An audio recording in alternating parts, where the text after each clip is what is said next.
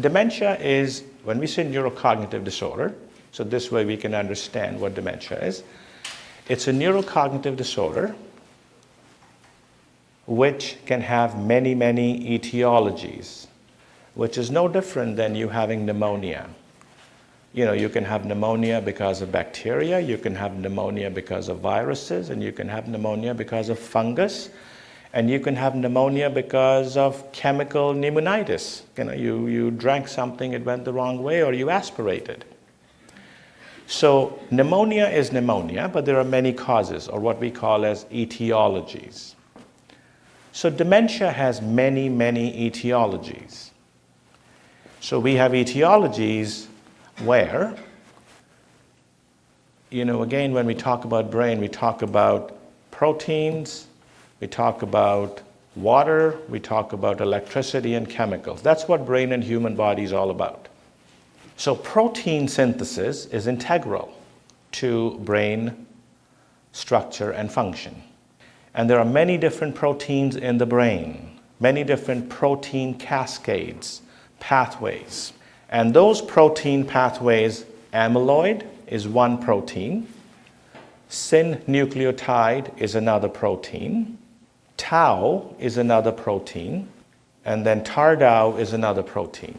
So these are the different proteins. So amyloid is where we talk about Alzheimer's disease, you know, amyloid hypotheses, because that particular protein is the one whose formation and destruction has been affected by the disease.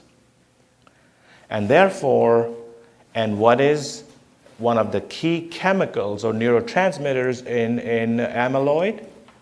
Acetylcholine. And therefore came the beginnings of cognitive enhancers.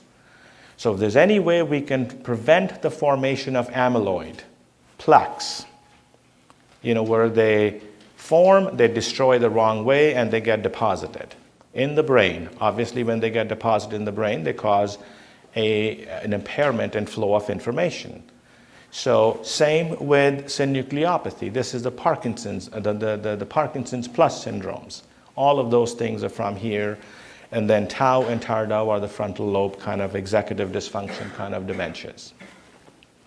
Then there is the vascular etiology. You know, we talk about mini strokes and big strokes, segmental strokes, you know, that leads to. Then you have bleeds and leaks in the brain, that can lead to. You have head and, you know, all that stuff. And then finally, you know, cardiac arrest, hypoxic damage, oxygen deprivation on a global anoxic way, all of that. And we see all these etiologies to a degree. And when they all come together, we call it mixed dementia.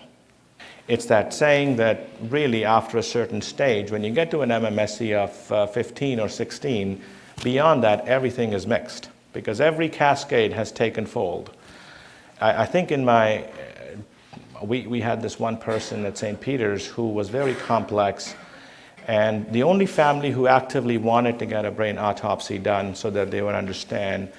And it was interesting to get those results. Everything that we are listing here was all in it.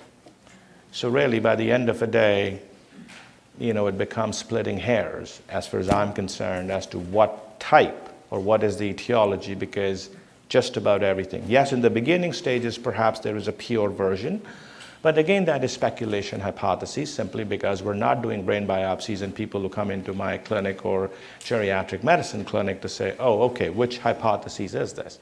So these are broad parameters. And then, of course, you've got trauma.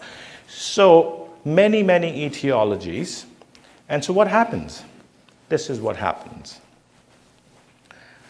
All these etiologies we've talked about, whether it's protein, whether it's vascular, whether it's traumatic, whether it is whatever, the place where they start to impact are on the information processing pathways or the information processing circuits.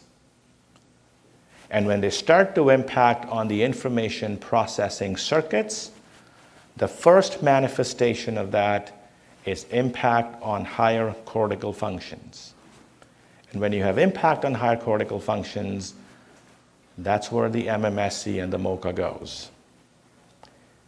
And that is the beginnings of dementia. But we've already established that these are layers. The most important layer in all of this are the information processing circuits. And when they start affected by cognitive or these etiologies, then it has to impact on the motivational circuits. It will then impact, so the information that is now going from those circuits into the association cortex to form thoughts is not going to be quote unquote normal, because now it's different. And when that information gets fed back into association cortex, your emotions are going to be different because it's no longer normal, whatever normal is. And then accordingly, you will have social behaviors which may not be within the normal spectrum. So this is the normal brain and behavior and how it gets affected by dementia.